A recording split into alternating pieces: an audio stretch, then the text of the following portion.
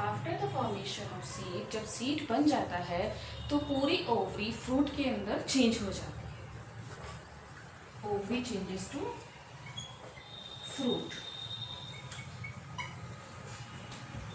Ovary के जो इंटैगमेंट्स होते हैं वो फ्रूट की वॉल बनाते हैं।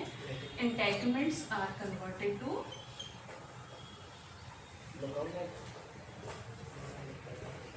fruit wall. This fruit wall is known as pericarp. On the basis of development of the organ which is involved in formation of fruit, fruit can be classified in two categories. First is true fruit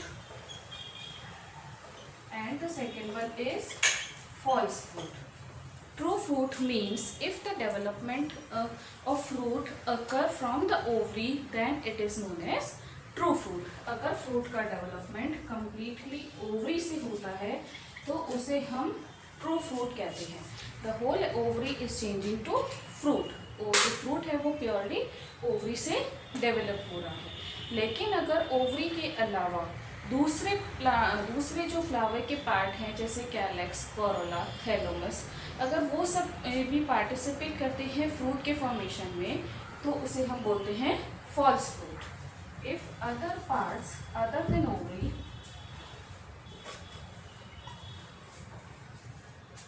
calyx, Corolla,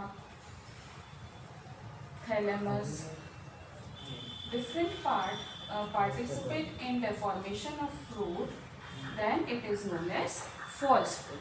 तो कौन सा part participate कर रहा है इसके according fruits को हम दो कैटेगरी में डिवाइड कर सकते हैं. पहला ट्रू फ्रूट, सिर्फ ओवरी पार्टिसिपेट कर रही है फ्रूट के फॉर्मेशन में. Second is false fruit, ovary के अलावा फ्लावर के दूसरे पार्ट उसके फॉर्मेशन में पार्टिसिपेट कर रही है. एक और टाइप के फ्रूट को हम स्टडी करते हैं, that is parthenocarpy.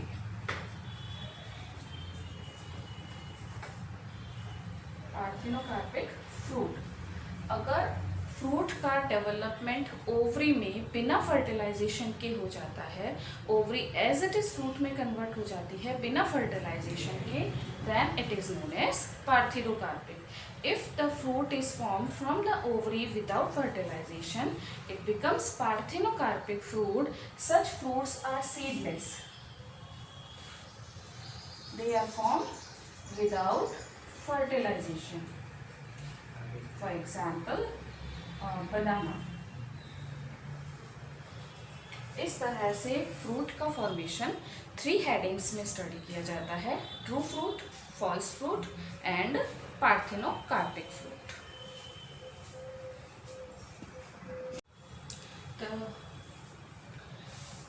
The next topic is alternation of generation.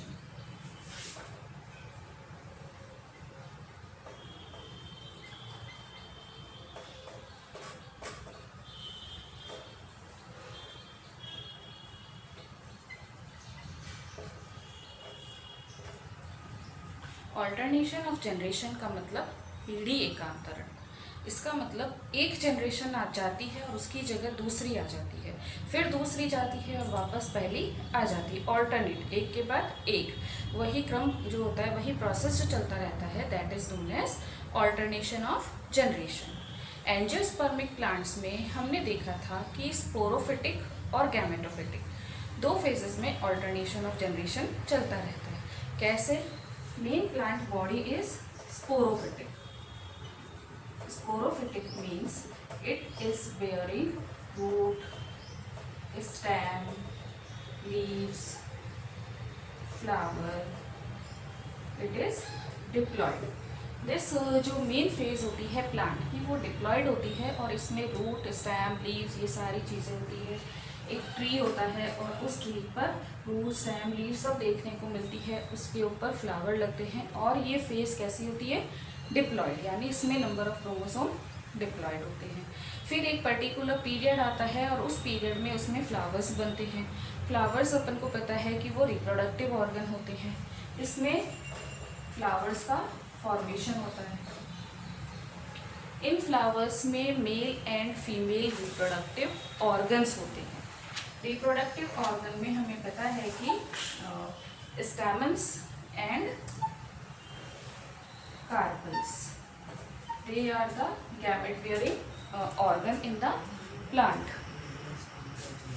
जो स्टैमेंस होते हैं दे कैरी मेल गैमेट, इससे हमारे पास में पोलन ग्रेन्स आते हैं जिसके अंदर मेल गैमेट होता है।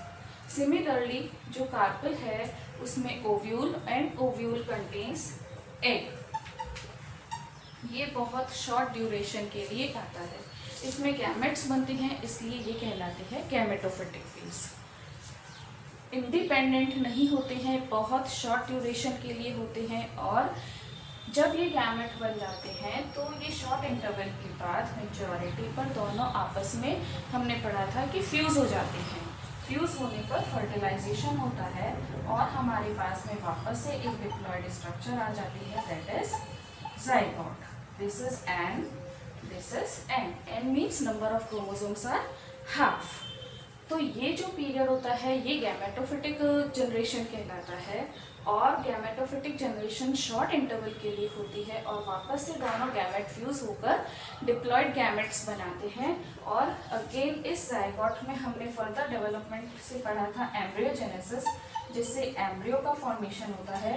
इस एम्ब्रियो से सीड का डेवलपमेंट होता है, एंडोस्पर्म बनता है, it derive, embryo derives the nutrition from endosperm, and then इस सीड से हमने पढ़ा था इसमें प्लूम्यूल एंड रेडिकल का फॉर्मेशन होता है, जो आगे जाकर के शूट एंड रूट का फॉर्मेशन करते हैं।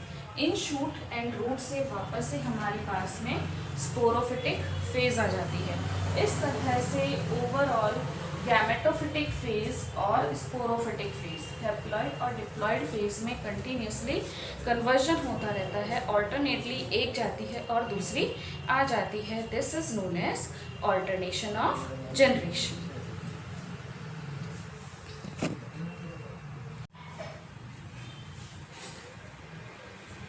Now the last part of the chapter is incompatibility.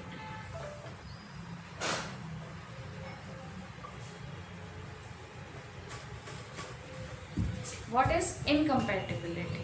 In itself means incomplete. Compatibility means related to reproduction.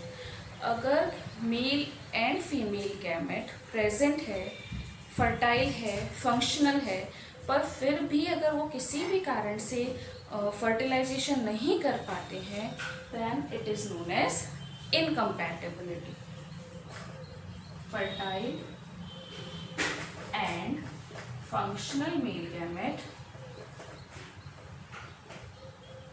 male or female gamete are unable to fertilize, unable to proceed for fertilization।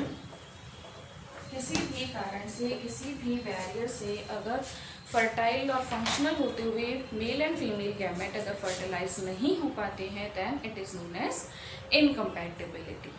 Incompatibility sporophytic हो सकती है, मोफोलॉजिकली हो सकती है, उनके किसी structure में change से, या उनकी फिजियोलॉजी में ऐसा कोई चेंज हो सकता है जिसके कारण से वो फर्टिलाइजेशन ना कर पाए, या मल्टीपल एलील के कारण से भी हो सकती है। तो broadly it is classified on the following basis. Either it can be due to change in morphology, उनकी स्ट्रक्चर में चेंज, और due to change in physiology, उनकी जो प्रोसेस होता है फॉर्मेशन का, पहुंचने का, पॉलिनेशन का, उनमें कोई चेंज आ जाता है, और it can be due to genetic, that is कोई चीज में चेंज आने के कारण से भी फर्टिलाइजेशन नहीं हो पाता है। अगर हम बेसिक रीज़न इसका जानना चाहें तो unable to reach to stigma, अगर पोलन ग्रेन्स किसी भी कारण से स्टिग्मा तक नहीं पहुंच पाते हैं, इन दैट केस इनकम्पैटिबिलिटी होती है। सेकेंड केस हमारे पास में आता है pollen grains are unable to germinate. हमने देखा था कि जब पोलन ग्रेन्स पॉलिनेशन से स्टिग्मा पर पहुंचते हैं तो वहां पर स्टिग्मा में कुछ चेंजेस आते हैं जिसके कारण पोलन ग्रेन्स जर्मिनेट होकर पोलन ट्यूब का फॉर्मेशन करते हैं और यही पोलन ट्यूब स्टिग्मा से होती हुई मेल गैमेट को ओव्यूल तक पहुंचाती है। तो किसी कारण से अगर पोलन ग्रेन्स जर्मिनेट नहीं हो पाते हैं, third reason, pollen grains are unable to form pollen tube। Male gametes को कैरी करने का हमारे पास जो सोर्स होता है वो पोलन ट्यूब होता है और किसी कारण से अगर पोलन ट्यूब का फॉर्मेशन नहीं हो पाता है तो भी इनकम्पैटिबिलिटी हो जाती है। Next reason, breaking of pollen tube in style। अगर किसी कारण से पोलन ट्यूब स्टाइल से जब ओवरी तक पहुंचती है और बीच में ही ब्रेक हो जाती है तो मेल गैमेट स्टाइल में ही डिस्चार्ज हो जाएंगे, जबकि उनको पहुंचना ओवरी के ओव्यूल तक होता है तो वो अपने पाथ तक नहीं पहुंच पाते। इस कारण से भी इनकम्पैटिबिलिटी होती है। तो किसी भी पोलन ग्रेन की स्ट्रक्चर में उसकी मॉर्फोलॉजी, फिजियोलॉजी के कारण से भी अगर फर्टाइल और फंक्शनल होते हुए उनमें फर्टिलाइजेशन नहीं होता है, then it is known as incompatibility.